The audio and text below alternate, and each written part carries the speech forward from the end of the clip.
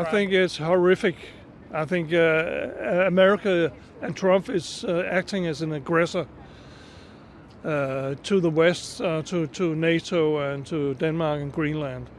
So it's totally unacceptable, I think. It feels like every morning we wake up, it's like being in a very, very bad movie with a very, very unbelievable plot. I don't think we're treated with respect, and I don't think that our government is strong enough. But what can we do? We're a small country. We don't have any military or any. We cannot compete with the U.S. They are so big. So it's a very tricky question. I think it's very difficult. From Greenland to Denmark, anger and disbelief are boiling over as Donald Trump declares his intent to turn the strategic Arctic island into the 51st state of the United States. In Copenhagen, the mood is dark and defiant. Residents describe the situation as horrific, stunned that such rhetoric is being voiced openly. Many say Denmark's leadership has failed to respond forcefully, deepening public frustration. One resident summed up the surreal moment bluntly, saying it feels like watching a bad movie with an unbelievable, deeply disturbing plot that refuses to end. Well, that's up to Greenland themselves. I think they should be self-governing and choose which alliances they want to have. So they don't have to have a bound to Denmark, but they are, because there's a very strong emotional bond between Denmark and Greenland. But soon they'll be self-governing, so they can choose who they want to go with. I think it's horrific. I think America and Trump is acting as an aggressor to the West, to NATO and to Denmark and Greenland. So it's totally unacceptable. I certainly don't think that we're treated with respect, and neither are the Greenlandic people or the Danish people or the Danish politicians, including our foreign minister, who is trying to talk with them in a quiet and calm manner, and then the next day it's something completely different, and it's basically just lies. It would definitely feel like losing something. It's part of Denmark, and it has been so for many years, hundreds of years. I think, even though I may not agree with our foreign minister in everything he says, he put it very directly yesterday that you can trade with people, but you can't trade people. It's just beyond belief that that is the case, that they're trying to buy a piece of land with people living in it. It's theirs. It feels like every morning we wake up, it's like being in a very, very bad movie with a very, very unbelievable plot. I just watched a video with Donald Trump talking about medicine prices and something golden Medicare and Obama, everything was wrong. And I had to check again that I was on the POTUS channel, that is not AI, with him just rambling. It was just nonsense. 5 minutes of absolute nonsense. And that's besides all this Greenlandic thing. And even as I'm saying this, it also, I think I have a feeling that I might want to go to the United States at some point, but when you see what's happening on their streets, can I, after saying this, do I show up in some kind of facial recognition software where I can't get in because I've said that it feels like they are living in a totalitarian state, and they're just waiting for an excuse to make it totalitarian.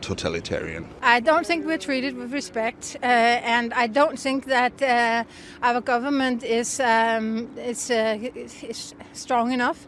But what can we do? We're a small country. We don't have any military or any. We cannot compete with the U.S. They are so big. So it's a very tricky question. I think it's very difficult. Yeah. I think that it's a more of a tactic from the Donald Trump to other people than us. I don't think that he's talking directly to us when he says, "Oh, you have invested in one dog slate." I think he's trying to win over more of the United States civilians. So yes, it's disrespectful, but I think that we just have to ignore it and just more look at the facts instead of what he says. I think that we have done enough in the past together with the United States. I think since we were in a time of peace, that since we've cut down on all the military bases as well as the United States has, I think that we should step up right now, as we are doing. If we're doing enough right now, it's hard to say because there's a lot of things as well as Ukraine and Israel and all that. So I don't think that we are necessarily not doing enough right now, but we definitely have to step up our military presence in the Greenlandic.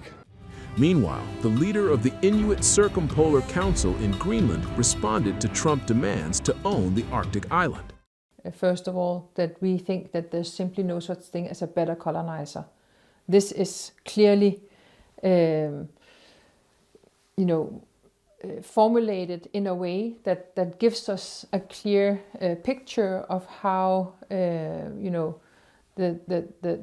U.S. administration views the people of Greenland, how the U.S. administration views peoples, indigenous peoples, and peoples that are few in numbers. And we have been rejecting that premise that you can buy and sell peoples. We are looking at an issue that doesn't only apply to Greenland. It is an issue that is much broader. It is about how one of the biggest powers in the world views other peoples that are less powerful than them. And that really is concerning. And I've seen over the past weeks and months numerous expressions of support from fellow Inuit across the line and also from many other indigenous peoples. And I think we all share the concern in the sense that we are seeing a repetition of colonialism and imperialism that we know because we have already been colonized and none of us want to be colonized again. Donald Trump has set Greenland ablaze as a new geopolitical flashpoint, openly declaring his desire to own the Arctic island and even floating the possibility of taking it by force. On Friday, he escalated the threat, warning that countries could face punishing tariffs if they refused to back U.S. control of Greenland. The message landed as a bipartisan congressional delegation was in Copenhagen, attempting to calm nerves. Instead, Trump poured fuel on the fire, even hinting at a possible U.S. exit from NATO. Donald Trump thundered a chilling declaration. Greenland is ours. Warning that any obstacle in America's path would face consequences, he made it clear the punishment wouldn't necessarily be military, but it would be crushing. With icy precision, Trump reached for his most trusted weapon of pressure: economic warfare, tariffs, sanctions, curbs. As the Arctic heats up, Trump is threatening tariffs against those who refuse to back his Greenland bid, placing America's own allies and trading partners squarely in the crosshairs. I may put a tariff on countries if they don't go along with Greenland, because we need Greenland for national security. Trump's tariff threat came as he participated in the Great Historic Investment in Rural Health Roundtable on January 16th. He doubled down on his campaign to bring the vast, mineral-rich Arctic island under U.S. control, a goal he has pursued since his first term and renewed with vigor since returning to office last year. So Europe and other nations all over the world were getting drugs from the same plant, same factory, same everything, same location, everything, same company, for a tiny fraction of what we're paying. So our people were paying a tremendous amount. So the gentleman from Eli Lilly and others, we had a meeting, and they all finally put up their hands. You got us. We give up. And they were great from that time. But we had a problem. The other nations weren't going for it. France turned it down. Germany turned it down. UK turned it down.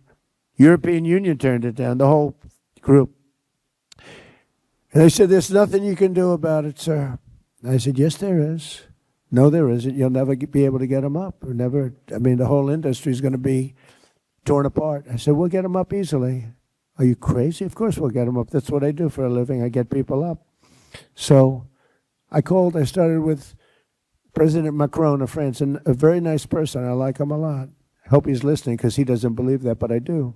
He's a nice man. And I said, Emmanuel, yes, Donald, thank you so much for calling. Oh, I said, you're not going to like this call. You're going to have to get your drug prices up. No, I will not do that.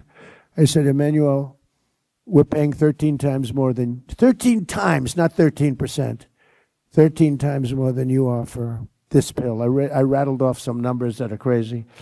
You know the numbers I'm talking about, Oz. Oz would give me some numbers. I'd say, this is crazy. We're paying 10 times, 12 times, 13 times. No, I will not do that. I said, look, you've got to do it. 100% you're going to do it. No, Donald, I told you I will not do that. I said, here's the story, Emmanuel. If you don't do it, I'm going to put a 25% tariff on all goods, wine, champagnes, and everything else coming into the United States of America. He said, Donald, I would love to do this for you. It would be a great honor to do it. And that's where it began. And I went through country after country. Susie was responsible for getting every one of those leaders on the thing. Susie, by the way, stand up, Susie. She is doing such a good job. She's the first female chief of staff. And she might be the best chief of staff, too. But she's doing a great job. Thank you, Susie. So Susie got him on. And I just went one after another. I called Germany. No, we will not do that. I said, no, we're going to put a 25% tariff, which is, by the way, about 7 times more than they would have to pay by raising their drug. Like 7 times. This wasn't like a little bit more. 7 times more. And I may do that for Greenland, too. I may put a tariff on countries if they don't go along with Greenland, because we need Greenland for national security. So I may do that. Then comes another shock. Trump hints at leaving NATO if there is no deal on Greenland. Pull out of NATO if it doesn't help you acquire Greenland. If it doesn't legalize. Well, we're going to see. NATO has been dealing with us on Greenland. We need Greenland for national security very badly. If we don't have it, we have a big hole in national security, especially when it comes to what we're doing in terms of the Golden Dome and all of the other things. We have a lot of investments in military. We have got the strongest military in the world, and it's only getting stronger. And you saw that with Venezuela. You saw that with the attack on Iran, with the knocking out their nuclear capability potentially. So, we're talking to NATO. Behind Trump's Greenland push is the fear of Russia and China. Trump said U.S. security is at risk as Russia and China cement influence in the Arctic, an allegation dismissed by both Moscow and Beijing.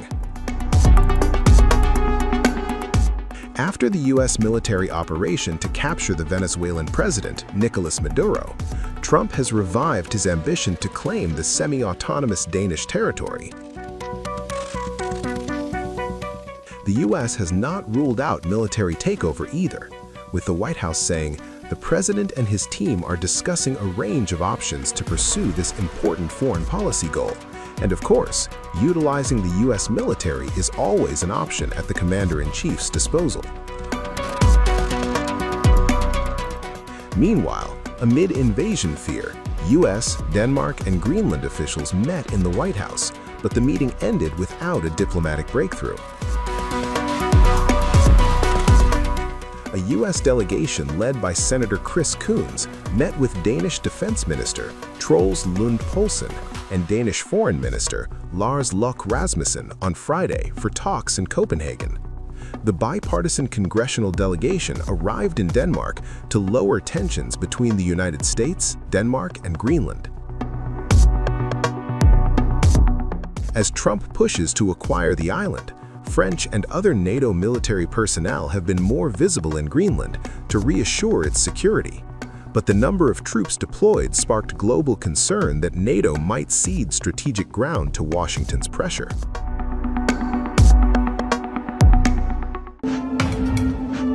The European Union's NATO allies seem to have surrendered before US President Donald Trump over the Greenland takeover move.